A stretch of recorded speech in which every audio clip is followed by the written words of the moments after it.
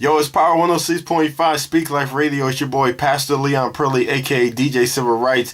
And tonight, man, we have another special guest out in the Dirty, man, in Texas. And it's my boy, special guest tonight, Furlow, man. What's good with you, fam? What's good, fam? Not much, man. We just chilling. Thanks for coming on the show. Now, Keyshawn, the first question we always ask on our show, man, is the salvation story. So go ahead and share with the world how Keyshawn Furlow came to know Christ and that conversion story, man. Yeah, for sure. Actually, I grew up in a family that's like, I guess, very well churched. My uncle was a pastor. My grandpa was a pastor. And my grandpa's father was a pastor. And my parents worked in like youth ministry for like a year or two. And growing up, I was like always around that culture, but kind of grew up also around like Southern Baptist culture, and just had I think some theologies at the churches that I went to that I don't think I really agree with today. So, and part of the culture was like you basically could live however you wanted as long as you felt repentant for it on Sundays, and you would go up on Sunday and give some sort of repentance, and you could live how you want to and this and that. So basically, at a certain point, the churches I went to, I felt like they kind of viewed God as a method for like getting things. Like, oh, if you believe in God enough, you'll be able to get enough money to get out of debt and get all of this and get all of that. But what was different for me and everyone else in my environment, I'm actually from Little Rock, Arkansas. I live in Texas right now, but I'm from Little Rock. Okay. And everyone else around me, was really struggling. I'm from the, I came from that kind of environment. And everybody looked to God for this kind of source of, I guess, prosperity, if you will. But for me, it was different because although this was my context, I had worked hard and I was getting out. I was going to college and I was going to school. And so I disconnected from God. When I was in high school, I felt like I didn't need him because I didn't need anything for my success. So, that was the thing for me in high school. I did what normal high school kids did, but with girls or whatever. I was a basketball player. I was a ball player. So, I lived that kind of life, and especially as I got into older, got into alcohol and different stuff and experimentation like high school kids did. And when I got to college, by the time I got to college, I was just really done with like anything that was related to church or Christianity or anything. I was just kind of distant from it. And so when I came to college, this campus minister ran into me and invited me to like one of his events or something, and I would never go. And I was like, I don't want to go. And then a girl invited me, a girl that's my wife actually today. She was like, yeah, why don't you come to this event? And I thought she looked good, so I was like, all right, I'll go. And I came up real thugging. Like, I showed up in a wife beater. Like, I was really thugging in that drum. And eventually they had like some sort of like retreat that they invited me to, and I ended up going. And one of the ministers there was talking about father issues and people who come to God and have father issues, and it was just something that really touched on me because I've had like issues with father relationships in my life and stuff like that. And so the idea that there are areas in your life that you can't work to fix, like there are areas in your life that at the end of the day you're still like broken in places, and like you can work hard and make a lot of money, and you can do all of these things, you can be successful, but there are still parts of yourself that only God can restore. That kind of just drew me to God immediately, and that's when I say faith became real for me. And from then on, it's been that. That's good, bro. That's good. And so, Keyshawn, what would you say is the difference, bro, between being truly converted in Christianity and versus like a religious person? Like, how did you basically see the difference since you grew up in the church, and then you straight away then you came back by the grace of God, got saved, and saw the difference. So how would you explain that to someone who may be battling in between, like, I don't know, like, I grew up in the church, but I think I'm saved, but then you see the religious side of a person. So if that kind of makes sense, like describe the difference between being conversion. Yeah. Yeah, I'll do my best. I don't think I'm going first. Come on, Pastor Keyshawn. Nah, I'm not no one's pastor. But I'll say what it meant for me was, personally, I think it's kind of like if you go back and study early Puritan cultures, some of the first settlers in the United States were the Puritan church. And part of their customs was that the children that was birthed into like Christianity, when you came of age to like be accepted into the church, you had to be able to have some sort of experience and some sort of testimony to why you personally believe in God and why God is personal to you. And so I think we just kind of lack that. We have gotten into a culture where Christianity is mainstream, it's the popular thing, for like Western society.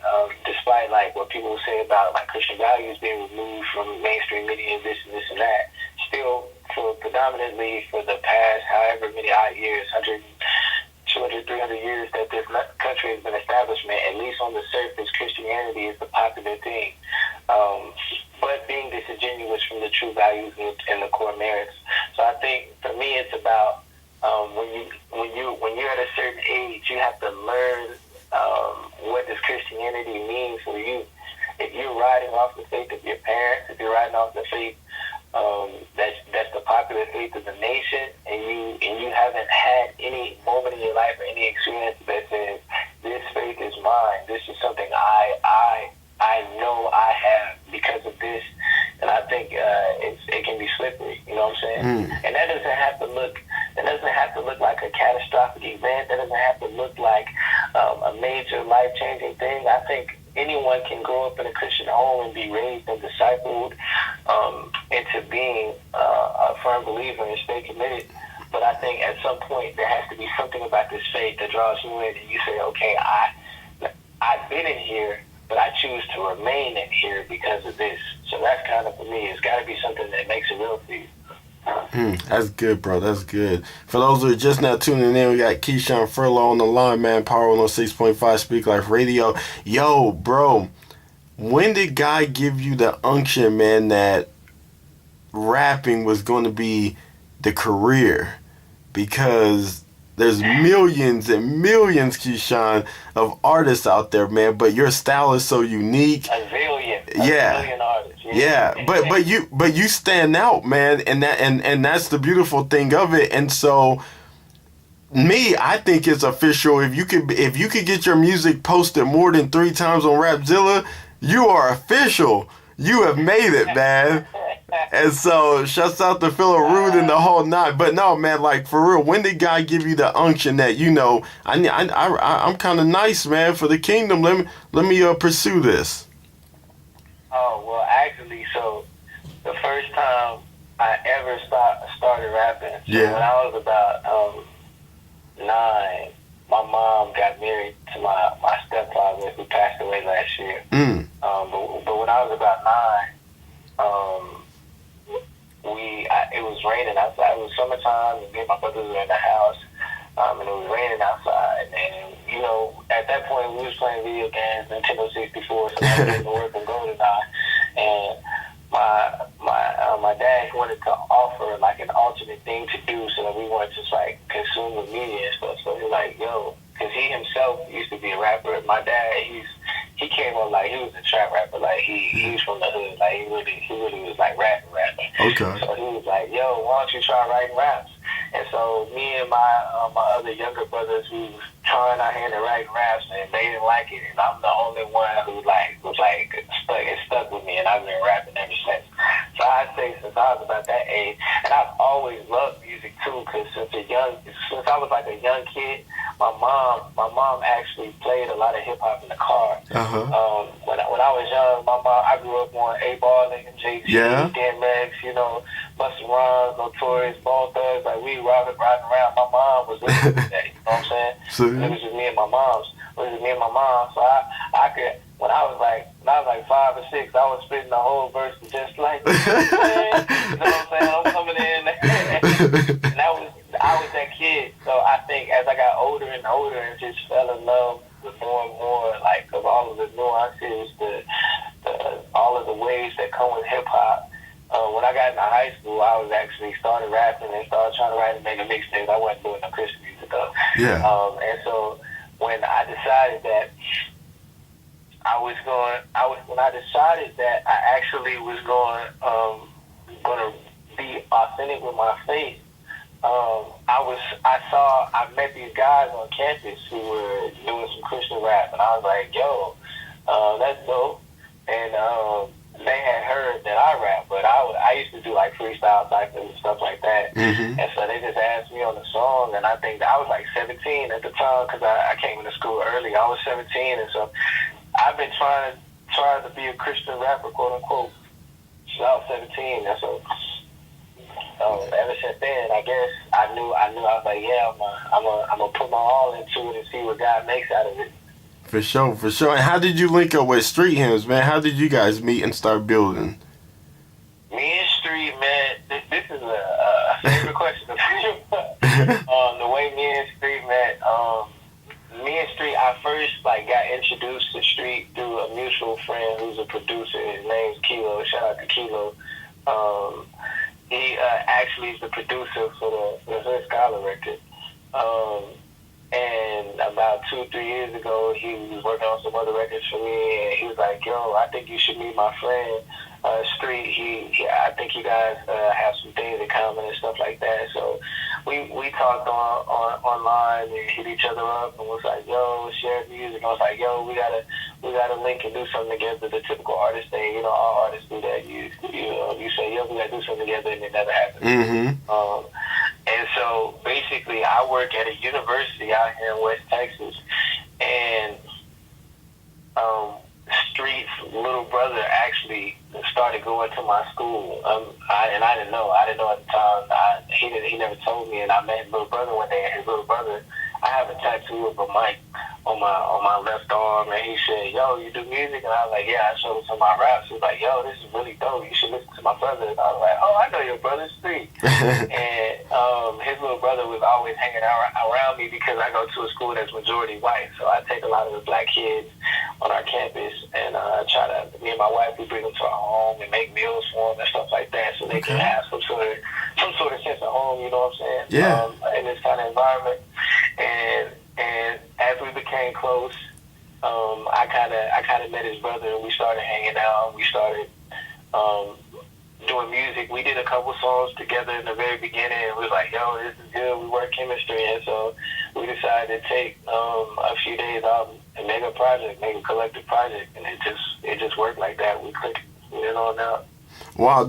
How do you process wanting to go into the lab and work on the battle raps, Keyshawn, versus the albums and the mixtapes? Like, how do you know this is the season, to get it in for the street raps and the battles, and then say, oh no, it's time for a mixtape? How do you do that?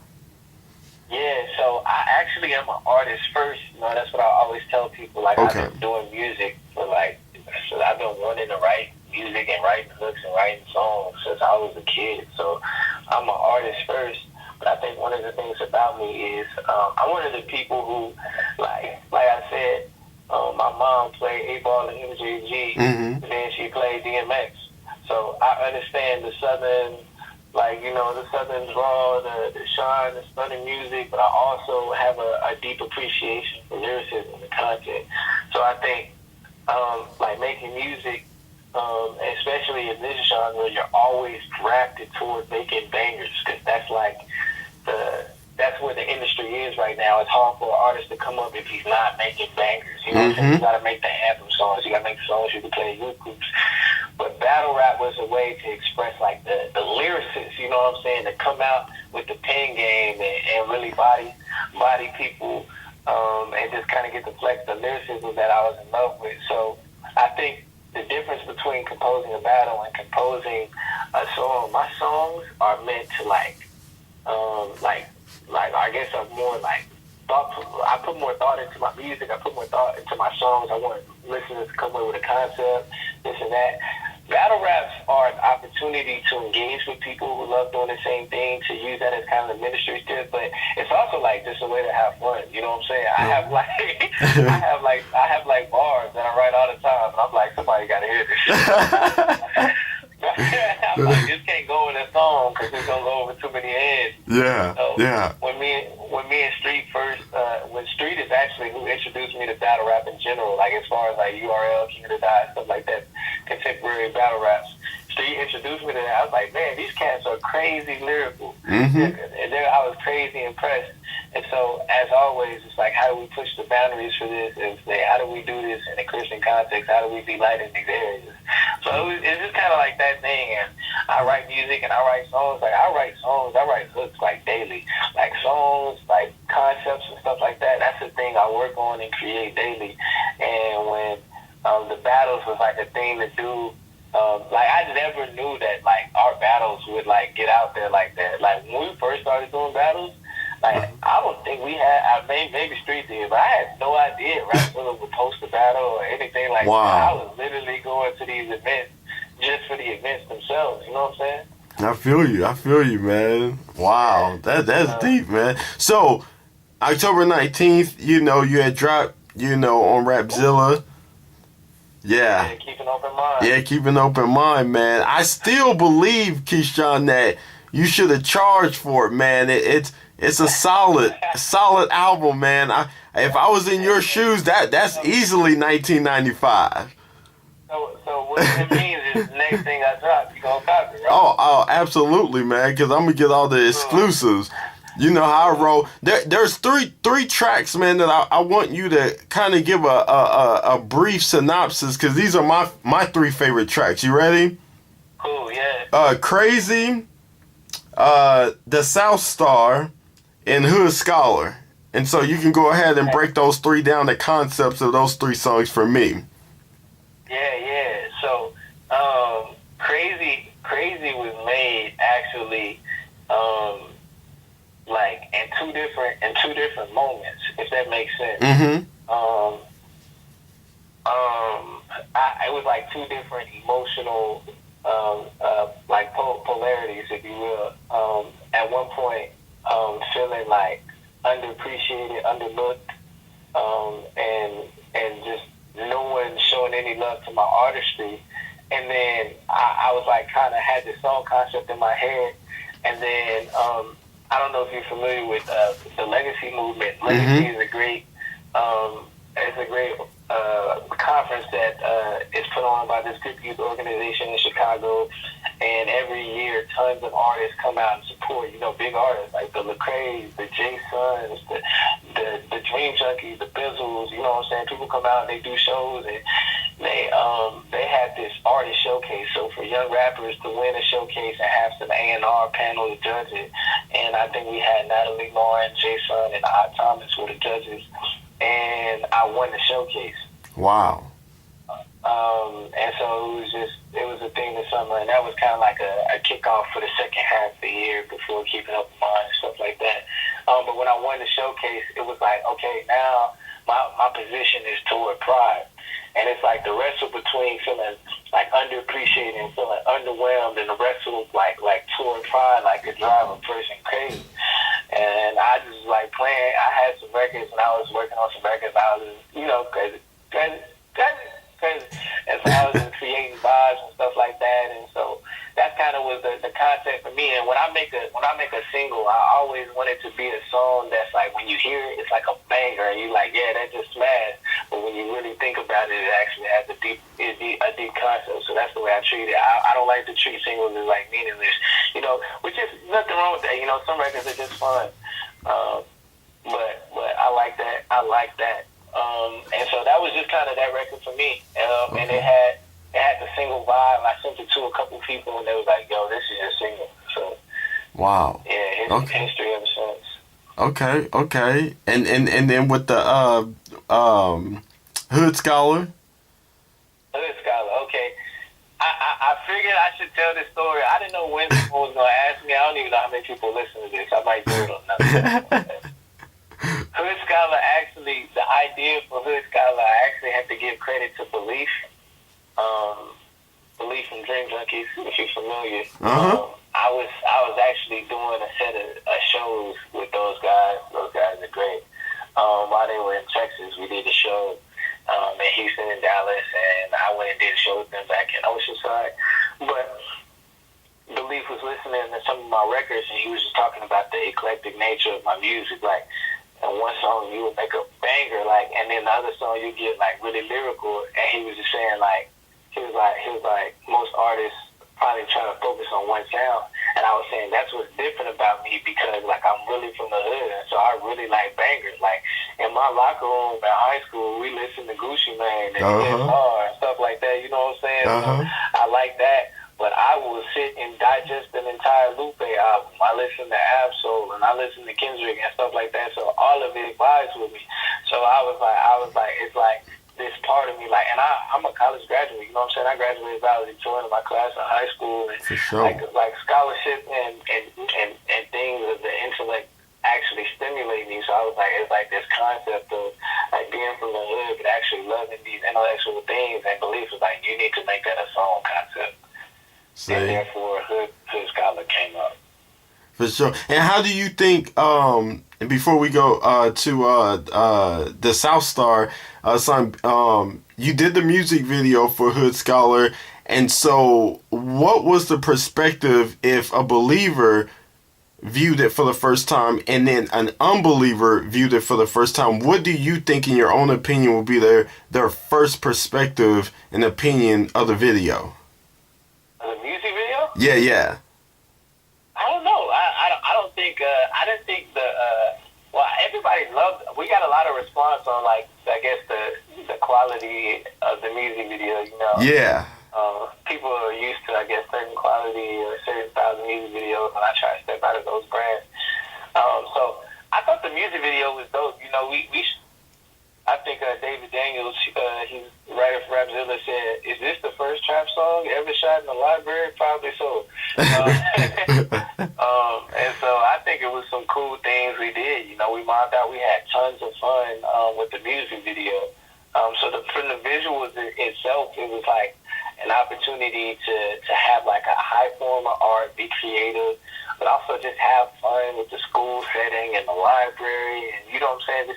It's really like a song to bring energy and like positive vibes to people. So it was like really, really hyping. So I think we just kind of try to communicate that through the visuals and really communicate or really complement the content of the song through the visuals.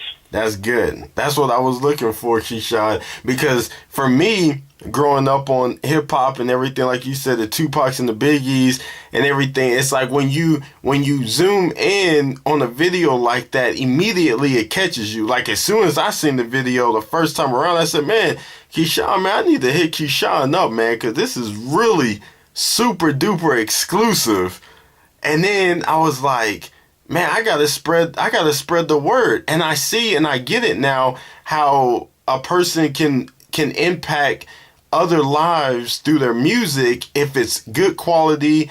Obviously, you contacted a really good director to get it all put together collectively. Shout out Malcolm Minicon. That dude is a genius, man. He's a beast, man. I'm gonna have to hit him up for a music video, and I can't even rap. You know what I'm saying? Just because I'm gonna just be in the gym, just sitting in the seat like you, man. I'm not gonna say nothing. I'm gonna pay him, man. So you make sure I get his contact information. Yeah, for sure. Okay, Keyshawn. What about the South Star, man? That was the one where it was like kind of like the chopped and screwed. Yeah, for sure. I always, I grew up off that Houston music, like Swisher House. Yeah, screw tape. Yeah. So like I've been, DJ School, all of that. Yup. So I always wanted to do. To me, like it's a vibe that originates in Houston, I suppose. But to me, I collect it more as like a Southern thing. You know what I'm saying? And that's the thing. As I continue to grow, I wanted be that artist that can articulate themselves to all sorts of demographics and all sorts of population, but at the same time, I feel like I really have to be myself, and I really have to represent the fact that I'm from the South. Like, the fact that I'm from the South, I feel like influences so much of how I perceive things and how I think through things. And so when I first heard the record and I heard the beat and I heard the bass line is what sold me in that song. When the bass line dropped, I was like, oh yeah, this is for me. And I knew what I was going to do to the record as far as vibes, but it was like song concepts. And I think one day I was just thinking, like, I feel like some of the things that we go through in the South were naturally more inclined to certain types of vanities. I was like, if I don't know if you've ever listened to Big Chris Catalactica, but I'm like, what does Catalactica mean to somebody from California, from New York? You know what I'm saying? What is it? Like beating down the block, knocking tickets off your wall. What does that mean? If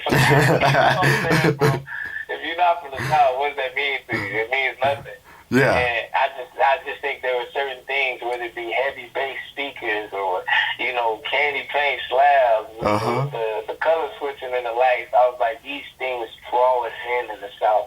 And it's what I remember. There was this guy in my neighborhood. He was one of my friend's older brothers, and he drove this nasty Cutlass, candy orange, and he had his blades chopping. And every time he came down the block, everybody stopped him. He was a star. He was a star in the city.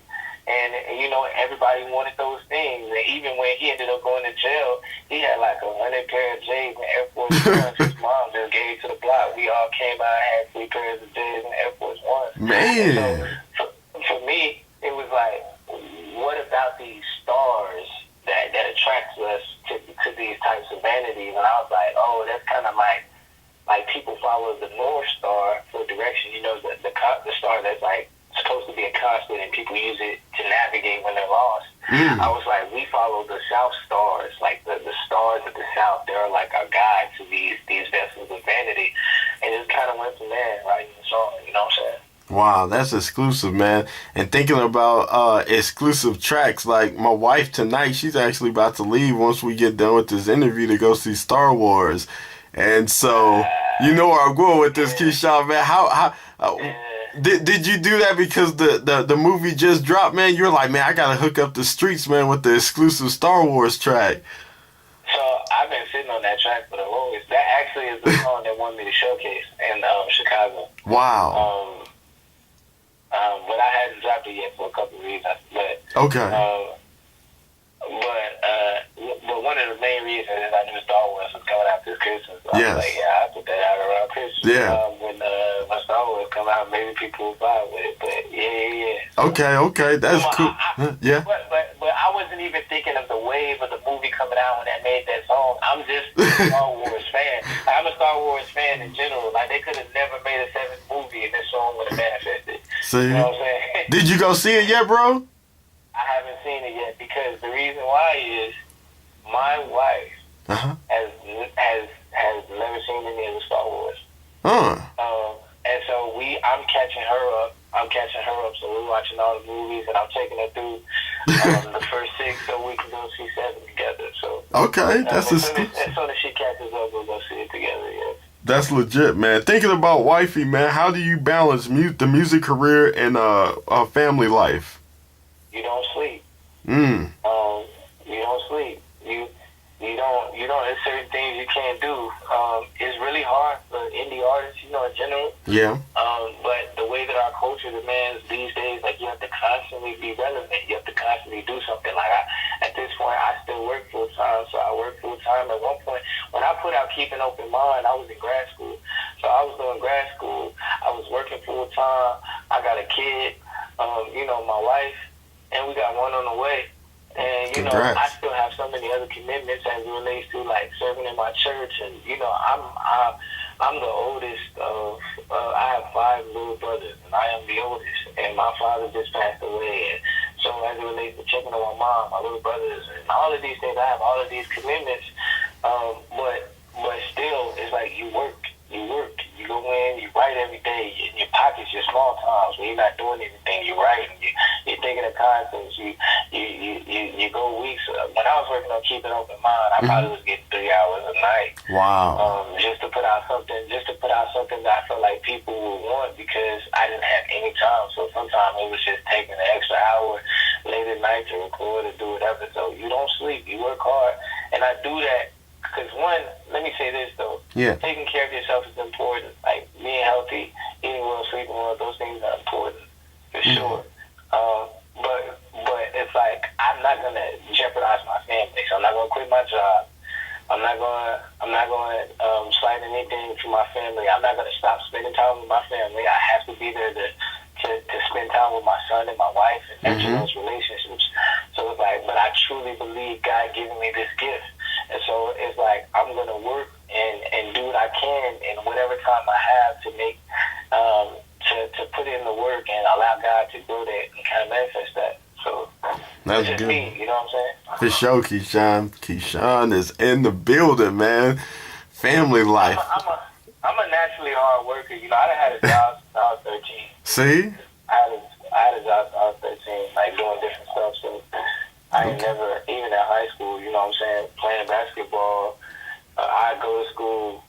You know, I drop my little brothers off at school. We went to school like 30 minutes away from where we live. So I drop my little brothers off at school, go to school, basketball practice, go to work, go home, go to sleep. Man, you know what I'm saying? The busy life. Do homework and go to sleep. You know what I'm saying? So I've been doing that. Like, I don't know, I can't remember. For sure. That's cool, bro. Hey, if God put you in the room with Kanye West and you knew he had 1 minute to live, what would you probably say to him? What would I say to Kanye West? Yeah, you know he only has 60 more seconds, man, and you know his life, you know his music, you've seen the lifestyle. Like, what would Keyshawn Furlow say to Kanye West, knowing he has 1 minute before he stepped into eternity to see Christ? I have absolutely no idea, man. Wow. Because this is what I say. It's funny you say I know his life and I know this. I was like, man, you really don't.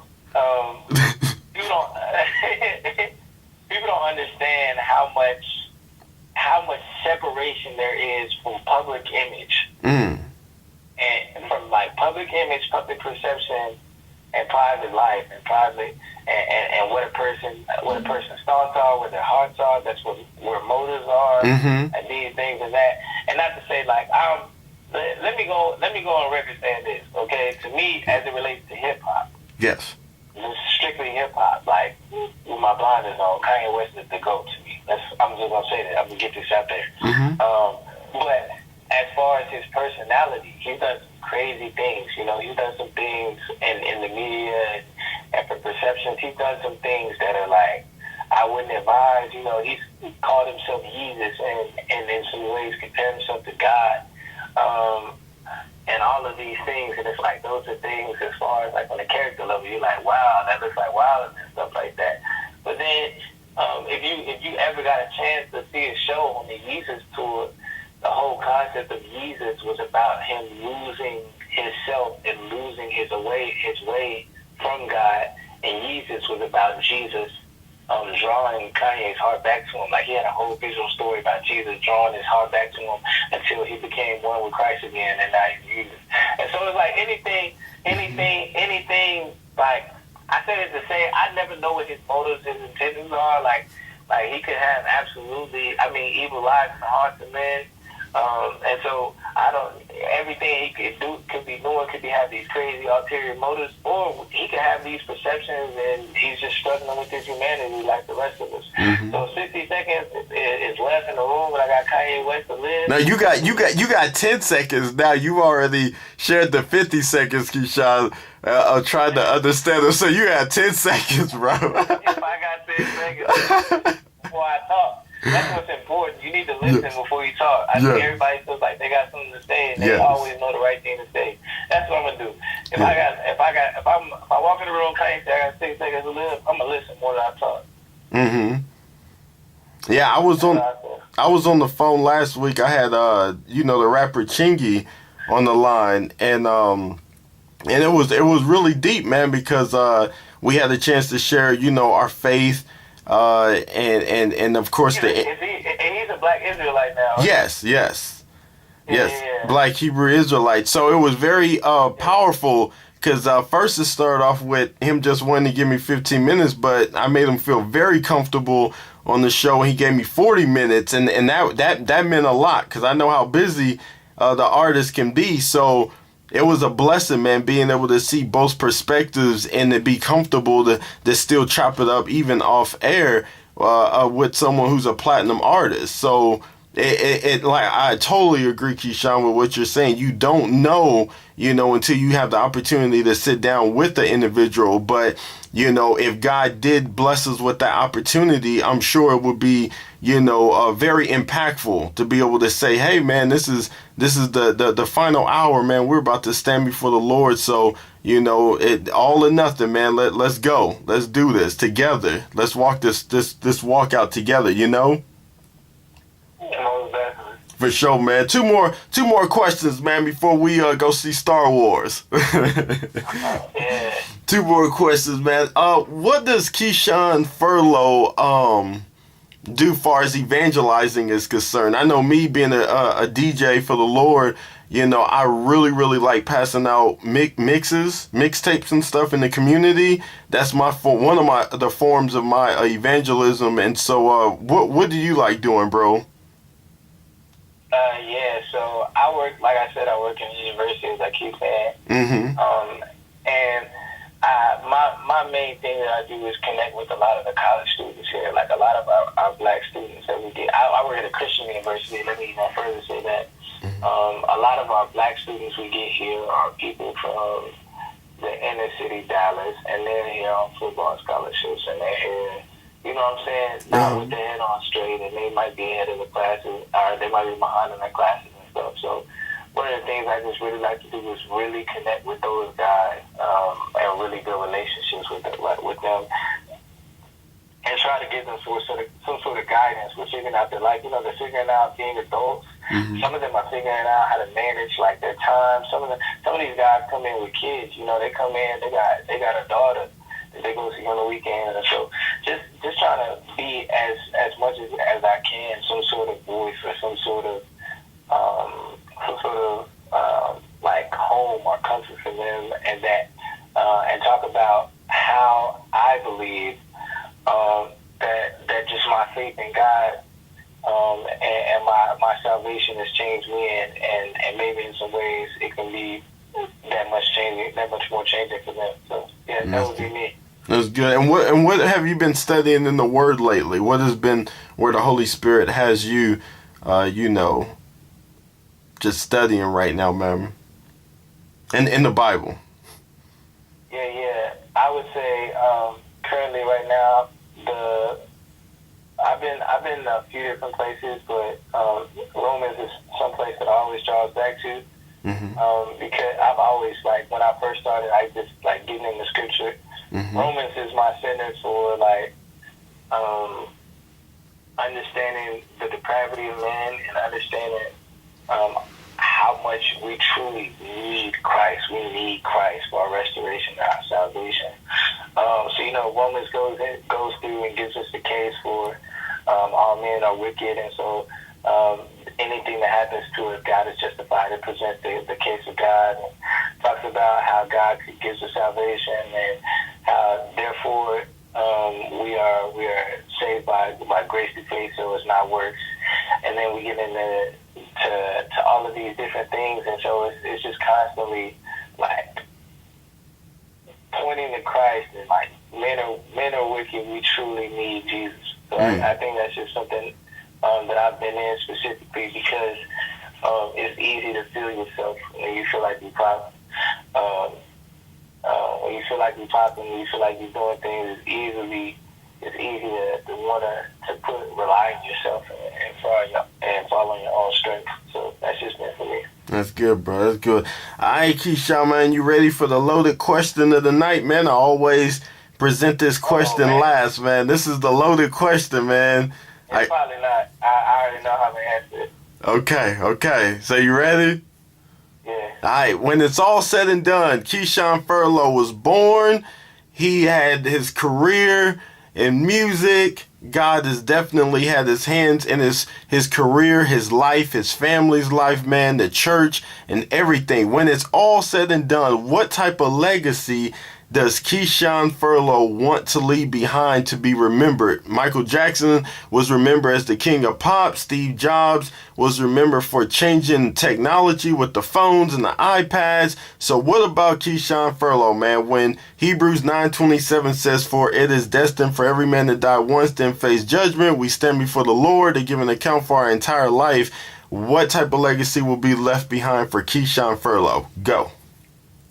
Oh, man.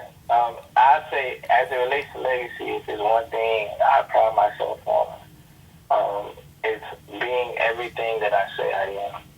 So whether it be in my music, whether it be like in this interview or in a conversation one-on-one, like no one can ever say like I was ever faking with them in a conversation. Nobody can ever say that I was being inauthentic or distinguished from anything I was saying. So I think that kind of transparency and that trying to communicate, I think about Yahweh, I am that I am. And I just did a song. I did a song with Alex Faith and Gazelle where I came in and I said, "My name is my name. I am not influenced."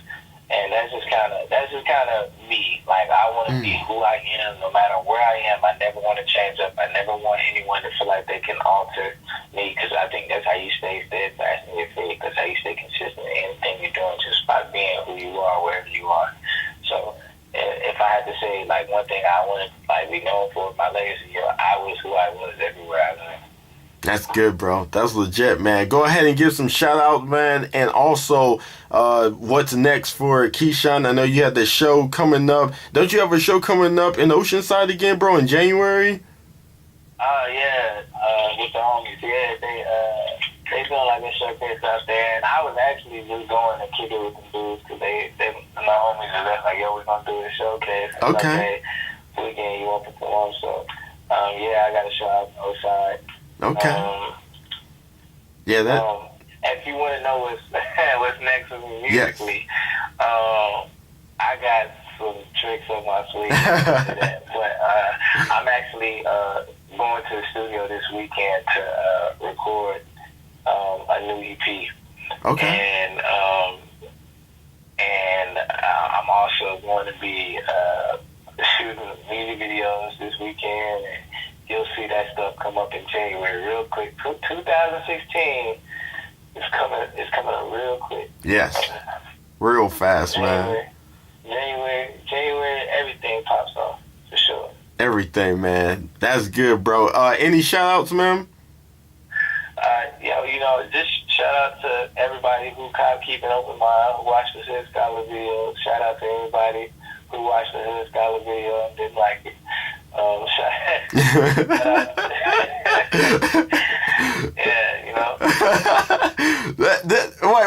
Wait, Keyshawn. You're telling me somebody didn't like it, bro? Oh, you must not have read the comments. Not what? Read the comments. Okay, read the comments and look at it. They call me off air and we'll talk about it. Okay. Wow. Yeah, but but really shout out to Razzilla.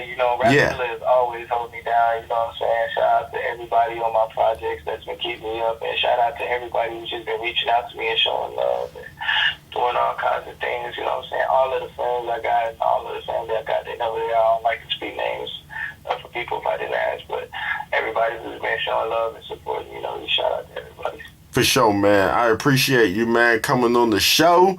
You know what I'm saying? Much success and many blessings to you and your family, man. And congratulations, man, on the second child, too. Thank you.